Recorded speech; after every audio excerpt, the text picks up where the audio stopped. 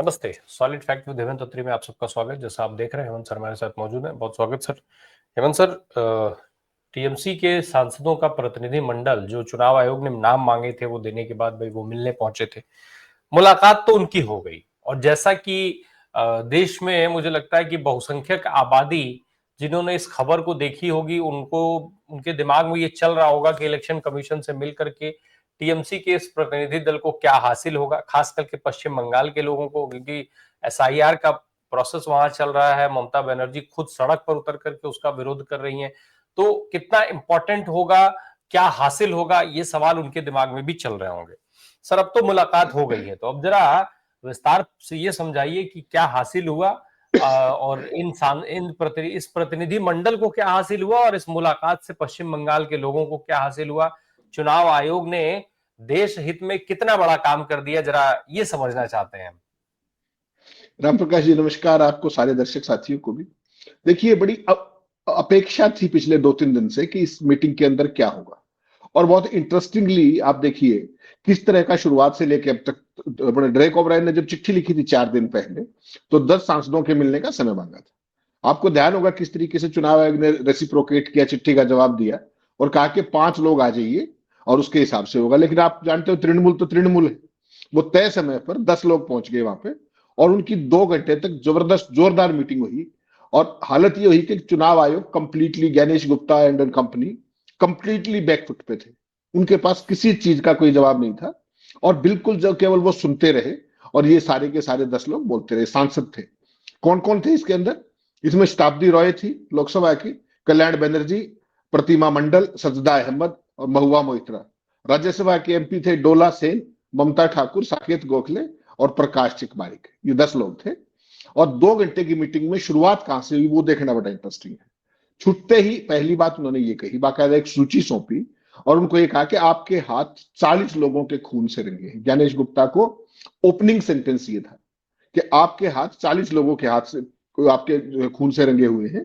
और 2 घंटे की मीटिंग के बाद उन्होंने जो है बाकायदा उनको सवालों की लिस्ट दी कि ये सवालों के जवाब क्या आप दे सकते हैं, और पूरा डिटेल में जो कुछ ग्राउंड पे रियलिटीज आ रही है, जिस तरीके की गड़बड़ियां हैं और सारी चीजें हैं, बाकायदा उन्होंने एक एक चीज का सबूत दिया उनको और ये कहा कि आप इसका जवाब दे दीजिए हमें। तो चुनाव आयोग तो कभी जवाब देता नहीं, वो केवल सुनते रहे और 2 घंटे तक ये मीटिंग एक तरीके से चलती रही। फाइनली आकर के ये हुआ कि भाई अब आपको जो भी करना है कीजिए और हम इसमें अपना जो करना है वो हम करेंगे। क्योंकि आपको पता है ज्ञानेश गुप्ता ने तो कुछ बोलने के लिए ना उनके पास कुछ है, ना उनके पास कोई तथ्य है, ना कोई लेना है ना कोई देना है। किसी भी सवाल का कोई जवाब नहीं मिला उनको। 5 सवाल उन्होंने पूछे थे, जल्दबाजी से लेकर के, प्रोसेस से लेकर के, सीईओ के रोल से लेकर के, कॉन्ट्रैक्ट एम्प्लॉय से लेकर के, प्राइवेट जगह पर क्या बोलते हैं आपका बॉलिंग बूथ से लेकर के, हर चीज के ऊपर सवाल पूछे उन्होंने। For waiting, as my senior colleague Derek mentioned, we had a 2-hour meeting. But the main point of the meeting, which we started off with giving them a list of the 39 plus 1, 40 people, of which 18 were BLOs whose deaths have been completely directly linked to the SIR process. We were met with complete surprise on the part of the election commissioner, who actually said that these were allegations, and it seemed as though the election commission had no idea that these people had died in Bengal, which is to our great surprise, that the DO office in West Bengal seems to have no idea, and certainly the CEC claimed to have no idea of these deaths of the BLOs as a result of SIR process in West Bengal. Then we moved on to the 5 questions. The 5 questions are very relevant. And the first question, as Shatabi said in Bengali, I will mention, is if it is indeed that you are trying to weed out infiltrators, you started off Bihar by saying it's to weed out non-citizens. What was the number of non-citizens that you came out as a result of the SIR process in Bihar? What was that number? You said it was lakhs and lakhs and lakhs. We do not know of even one non-citizen which was documented in the press media or in online media about non-citizens in the state of Bihar. Similarly, in Bengal, if infiltration is the issue, other states such as Tripura and Meghalaya share a border with Bangladesh. If you're talking of Rohingya infiltration, other states apart from Bengal share a common border with Myanmar. Why is SIR not being done there? Most important, in Assam, why is only a special revision being done and not a special intensive revision? It's because Bihar was only the trial and Bengal is the asli picture. The second point is that you keep talking about cleaning up of the electoral rolls, and the ECI says by its own admission that the previous electoral rolls are not trustworthy. If that's the case, then the entire Lok Sabha should be dissolved. और अब एक चीज आप स्पष्ट मान के चलिएगा, देखिए आपने कहा क्या हासिल हुआ, स्पेसिफिकली आपके सवाल पे आते हैं। कोई भी चीज जो है, सबसे पहला काम क्या होता है कि कंसर्न डिपार्टमेंट के पास जाओ। लोकल लेवल पे वहां के सीईओ से बात करने की कोशिश की गई, तृणमूल के लेवल पे। उसके बाद सेकंड क्या बनता है, मुख्य चुनाव आयुक्त। तीनों चुनाव आयुक्तों से उन्होंने आज मुलाकात कर ली। अब सुप्रीम कोर्ट में ऑलरेडी केस है। अब सुप्रीम कोर्ट उनको ये नहीं कह सकता कि आप चुनाव आयोग के पास नहीं गए। तो एक वो जो एक सीडी थी, वो सीडी एक तरीके से बाकायदा लेटर दिया उन्होंने, और वो सारे सवाल प्लस मृतकों की सूची जो एसआईआर में बीएलओ और तमाम लोगों की जो मौत हुई है वो। अब क्या है, अब सोमवार से आपको पता है कि पार्लियामेंट का सेशन शुरू होने वाला है। तो किसी भी पॉलिटिकल पार्टी और डेमोक्रेटिक सिस्टम में हाईएस्ट फोरम किसी भी इशू को डिस्कस करने की क्या है, वो पार्लियामेंट है। तो सुप्रीम कोर्ट में ऑलरेडी केस, इलेक्शन कमीशन में ऑलरेडी जाके बता दिया, और अब पार्लियामेंट के अंदर ये सारा मामला बड़ा जबरदस्त तरीके से गूंजेगा। ना केवल वेस्ट बंगाल का, आपको पता है उत्तर प्रदेश में जिस तरीके का गाजियाबाद और ये सारे एरिया के अंदर बीएलओज को पर्चे दर्ज कराना और सारे कराना, बीएलओज की मौत का मामला, आत्महत्याओं का मामला, शादी के दिन भी उसको बीएलओ को छुट्टी ना देना खुद की शादी के दिन, और उसका सुसाइड कर लेना, वो सारी के सारे इश्यूज अब पार्लियामेंट में आपको सुनने को मिलेंगे। और सबसे बड़ी बात यह है कि चुनाव आयोग जो बीच बीच में तमाम तरह के दावे प्रतिदावे करता है, सारी बातें अलग अलग सूत्रों के द्वारा, आपकी प्री एजेंसी के जरिए, पता नहीं दुनिया भर के दावे वो करते हैं। तो वो सारी चीजें आज एक्सपोज होगी, क्योंकि जितने सवाल पूछे गए उनमें से किसी भी सवाल का कोई जवाब चुनाव आयोग के पास नहीं था, and they were completely caught off guard and on the back foot. किसी चीज का जब कोई जवाब नहीं मिला, उन्होंने बाकायदा ऑन रिकॉर्ड कहा करके बाहर कि हमने जितने भी सवाल पूछने थे पूछे, लेकिन उनके अंदर से एक भी सवाल का जवाब नहीं मिला हमें। और यही आज की मीटिंग का जो कुछ हुआ वो यही हुआ है, ये कोट एंड कोट अभी तक जो आया बाहर सामने। उसके अलावा जो अब सारी स्थिति है कि अब पार्लियामेंट जो जिस तरह की चीजें उठेंगी, हंगामे होंगे, सरकार वहां भी सरकार को घेरने की कोशिश की जाएगी। लेकिन आपको पता है जिस तरह का माहौल है, अब आपको देखिए जो क्या नाम है, वेस्ट बंगाल के अंदर 4 तारीख तक तो एसआईआर होना है, और सुप्रीम कोर्ट ने हियरिंग कब रखी वेस्ट बंगाल की, 9 तारीख को। तो आप सोच लीजिए 9 तारीख को तो ड्राफ्ट रोल जो है वो पब्लिश होने की डेट है। और क्या कहा सुप्रीम कोर्ट ने कि अगर हमें कोई गड़बड़ी मिली तो डेट बढ़ा देंगे। किस चीज की डेट बढ़ाओगे, एसआईआर का प्रोसेस तो खत्म हो गया 4 तारीख को, ड्राफ्ट रोल की उस दिन छपके आ चुके होंगे जब सुप्रीम कोर्ट में टेकअप होगा।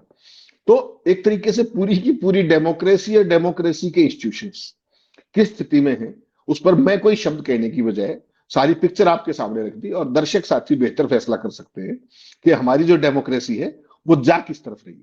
और इसी चीज में एक चीज और देखनी पड़ेगी आपको कि अभी आपको पता है बीएमसी के चुनाव होने, हमने स्पेशल शो भी किया था 3-4 दिन पहले।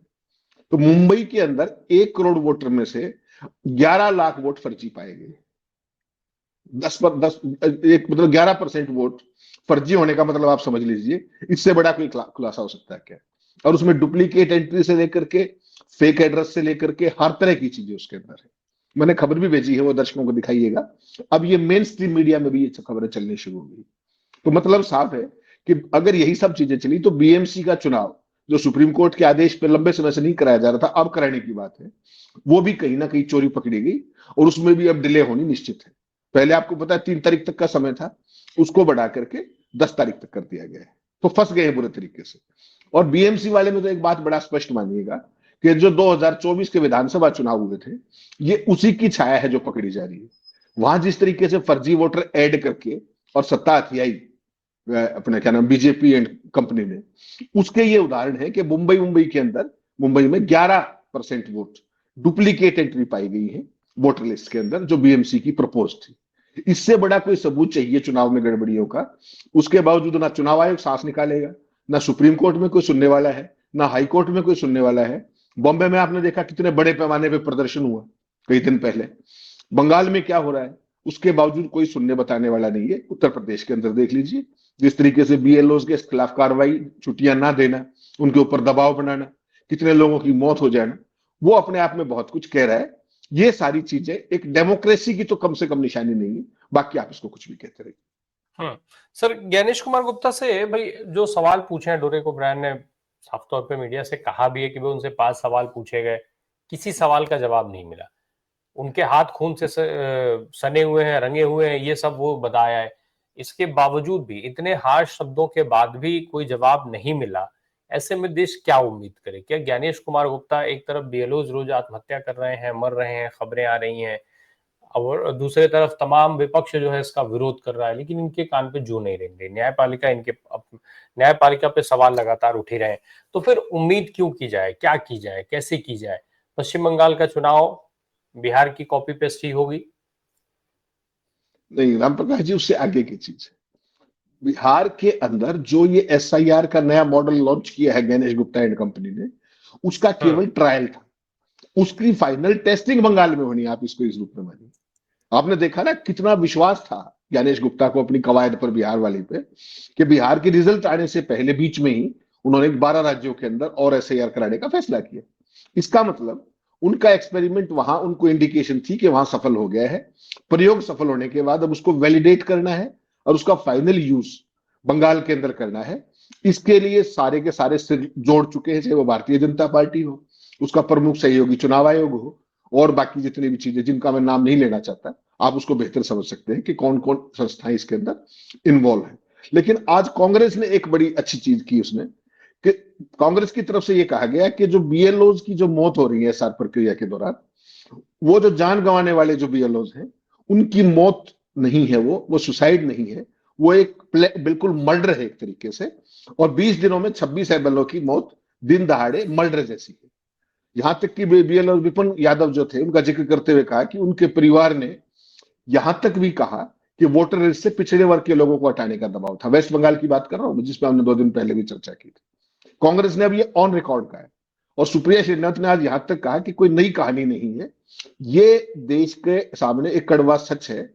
इतनी जल्दी क्या है कि इतनी प्रेसिंग टाइमलाइंस के दौरान एसआईआर कराया जाए? ये कोई छोटा मामला नहीं है। ये वोट चोरी का सबसे ताकतवर और सरल तरीका चुनाव आयोग ने अपनाया है, और इसका सरेआम इस्तेमाल पहले बिहार में किया गया और अब बंगाल में किया गया।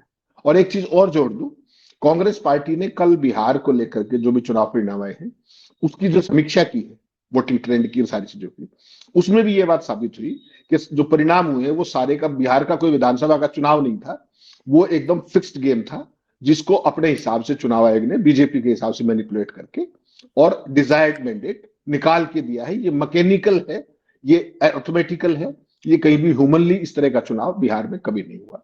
ये चीज वहां भी स्टेब्लिश हुई। खैर, अब समीक्षा बैठक की बात तो क्या ही की जाए, क्योंकि अभी तक जो तमाम चुनाव होते रहे हैं उसमें कांग्रेस पार्टी की समीक्षा में क्या निकलता है वो खैर एक अलग सवाल हो जाता है थोड़ा सा, उस पर हम उसको किनारे रखते हैं। जो आपने अभी एक जिक्र किया महाराष्ट्र का, मुंबई का, बीएमसी के इलेक्शंस होने हैं, निकाय चुनाव होने हैं वहां भी। अब 1 करोड़ नामों में अगर 11 लाख नाम डुप्लीकेट निकल जाते हैं, और दूसरी तरफ देश के गृह मंत्री से लेकर के मुख्य चुनाव आयुक्त तक ये बताते रहते हैं कि वो चुनाव में सुधार प्रक्रिया के लिए सब कुछ कर रहे हैं, गृह मंत्री बताते हैं कि घुसपैठियों को बाहर किया जा रहा है, तो 11 लाख नाम रिपीट कैसे, डुप्लीकेट करके फिर क्या किया जा रहा है? उससे क्या है, 11 लाख नामों को डुप्लीकेट करके, रिपीट करके, उससे घुसपैठिए बाहर हो जाएंगे? महाराष्ट्र विधानसभा का चुनाव अभी हाल में ही जो है वो हुआ, उसके बाद कितने खुलासे हुए, फिर भी बात वहीं की वहीं है। आखिर ये 11 लाख नाम पर जवाब क्यों नहीं देते हैं ज्ञानेश कुमार गुप्ता? नहीं, ज्ञानेश गुप्ता तो जवाब क्यों देंगे साहब? अगर ज्ञानेश गुप्ता ने इस पे मुंह भी खोल दिया तो महाराष्ट्र विधानसभा की चोरी पकड़ी जाएगी। उसी की तो एक्सप्लेनेशन है ना ये। आप ये देखिए ना, पूरे महाराष्ट्र के अंदर जो बार बार विपक्ष ने दस्तावेजों के साथ एक बात दिखाई है कि 4 महीने में 40 लाख वोट जोड़े गए। तो वो जो 40 लाख वोट है उसमें मुंबई का हिस्सा 11 लाख का था। वो अब जब बीएमसी के लिए रिवाइज होने लगी लिस्ट, उसमें सारी की सारी खुल गई। और उद्धव ठाकरे 2 दिन पहले गए थे सीईओ के पास मिलने। मैंने आपको उस दिन भी जिक्र किया था कि पूरा ब्रेकअप भी दिया था कि कैसे कैसे डुप्लीकेट है, जीरो एड्रेस है, फर्जी नाम है, वो सारी चीज मैंने आपको बताई थी।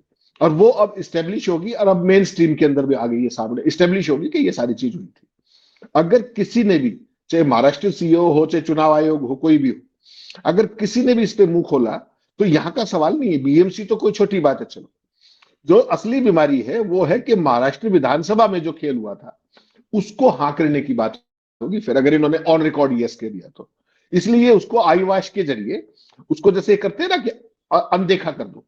मुख्य धारा के चैनल चलाएंगे नहीं, मुख्य धारा का मीडिया चलाएगा नहीं, उनको तो जो आप दोगे सिलेबस उसको काम करेंगे, रटेंगे वो।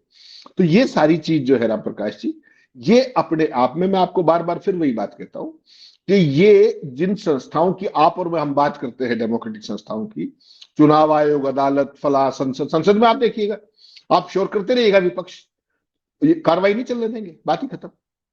संसद की जो है, सरकार को भी यही चाहिए कि कार्रवाई ना हो, क्योंकि दुनिया भर के मामले ऐसे हैं, चाहे भारत की जीडीपी का मामला हो, भारत की करेंसी को डाउनग्रेड करने का ताजा मामला हो, एप्स्टीन फाइल्स के नाम हो, ऐसी चीजें हैं जिसपे सरकार कभी नहीं चाहेगी कि अगर पार्लियामेंट चली तो उसके ऊपर कोई बात आए। तो इसलिए सबसे बढ़िया है कि एसआईआर के नाम करते रहो।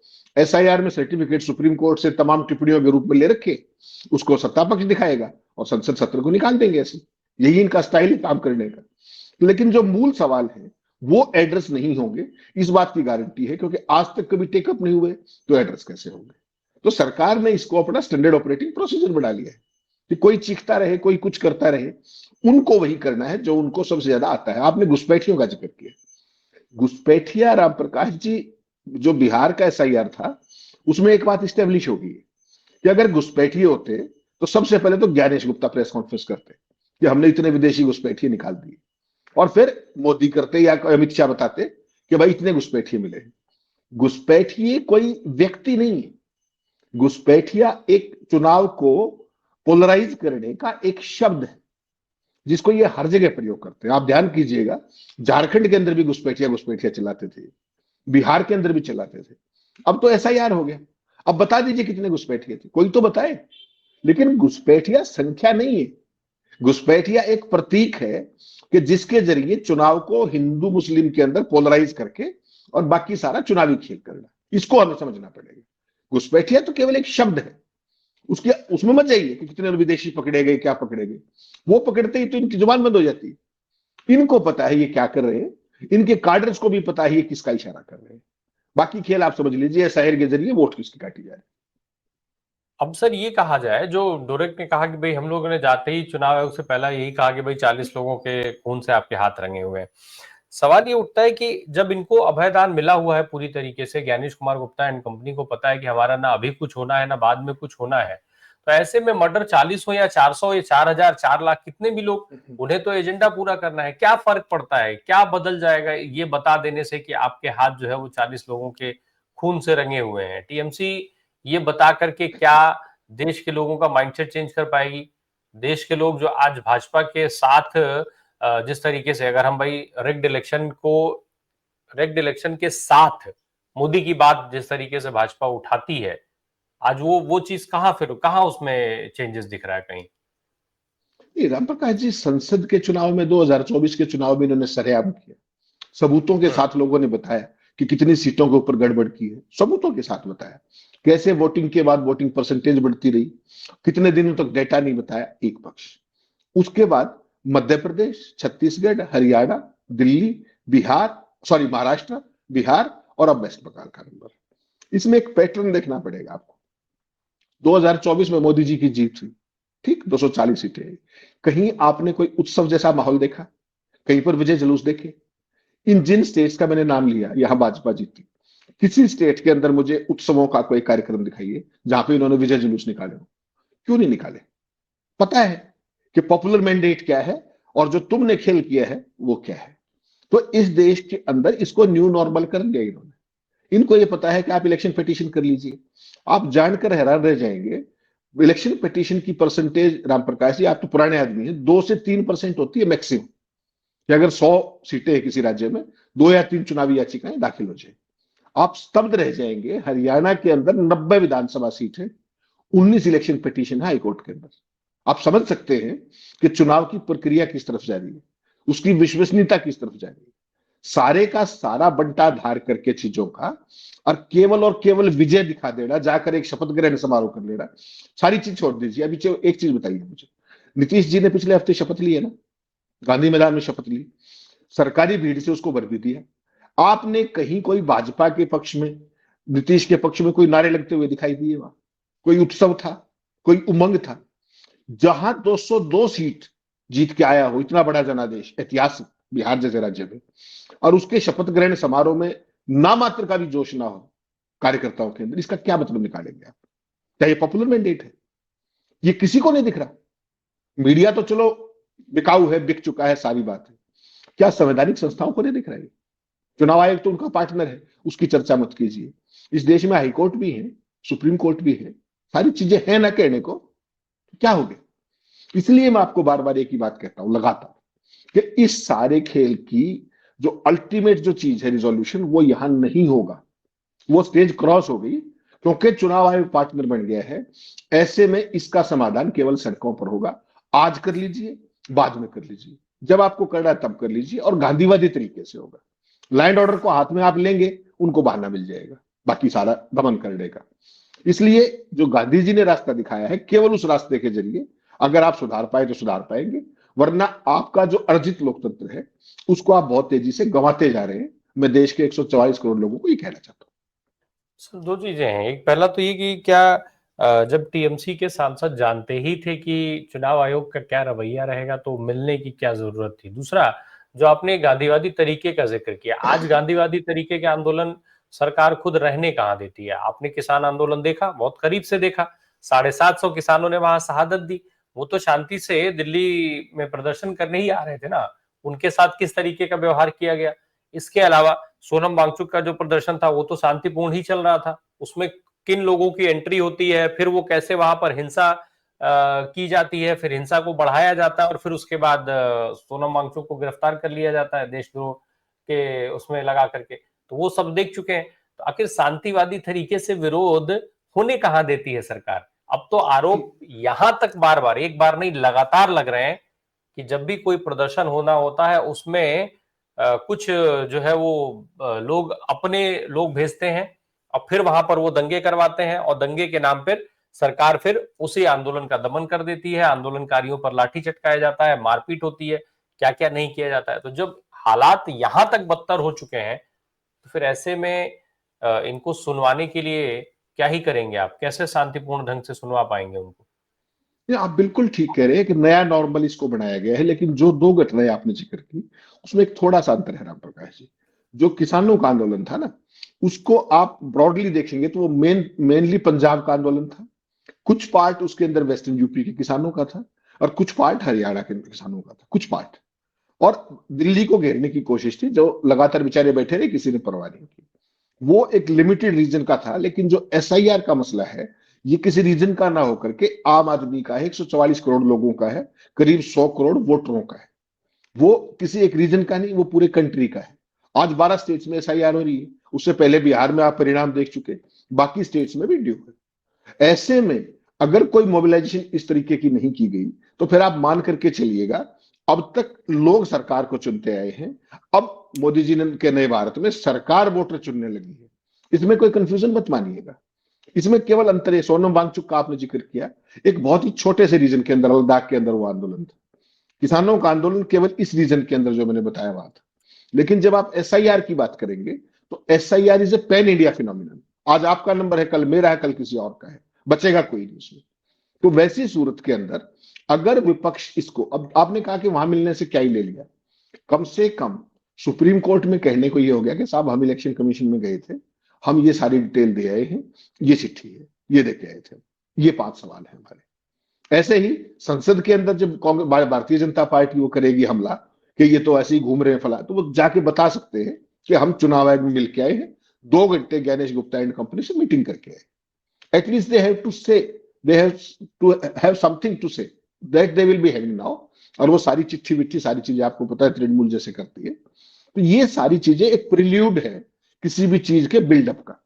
तो इसको केवल इसी रूप में देखिए, और मिलना तो मजबूरी है, ज्ञानेश गुप्ता चाहे कोई भी हो, सारे देश को पता है। उसके बाद मुख्य चुनाव आयुक्त तो है ना भाई, ये तो नहीं कि उनको बिना मिले काम चल जाएगा, आपको कागजी खाना पूर्ति भी करनी पड़ेगी। तो उसी चक्कर में उनको जाना पड़ा। बाकी ना तो ज्ञानेश गुप्ता उनसे कोई मिलके बहुत खुश है, ना कोई ये लोग जाकर के वहां खुश है। सबको पता है आउटकम क्या होगा, और वही आउटकम हुआ भी। लेकिन कम से कम चुनाव आयोग की आवाज नहीं निकली, ये कहने के बावजूद भी कि आपके हाथ खून से रंगे हुए हैं। ये कोई छोटी बात नहीं। किसी संवैधानिक संस्था को इस तरीके के कोई शब्द कहे और वो सुन के बैठ जाए, इसका मतलब मन में कहीं चोर है या नहीं, ये चीज देखनी पड़ेगी आपको। तो बैकफुट पे तो ले आए ना ज्ञानेश गुप्ता एंड कंपनी को। वो कितने ही चौड़े हुए फिरते रहे, वो कितना ही प्रचार करा लें कि अंतरराष्ट्रीय लोकतंत्र संस्थान के अध्यक्ष चुने गए ज्ञानेश गुप्ता।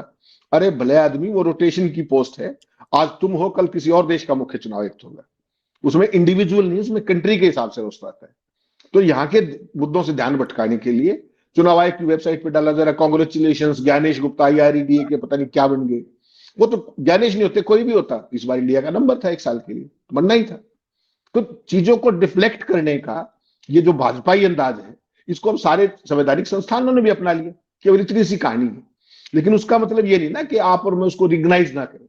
कहने को तो भाई जैसा भी है चुनाव आयोग तो यही रहेगा, चुनाव आयुक्त भी यही रहेंगे, CC भी वही रहेगा। तो आप चाहें या ना चाहें जाना तो पड़ेगा, चाहे गुहार लगाने के लिए, चाहे कागजी खाना पूर्ति करने के लिए। ये तो आपकी मजबूरी है ना, आपके पास विकल्प नहीं है इसका।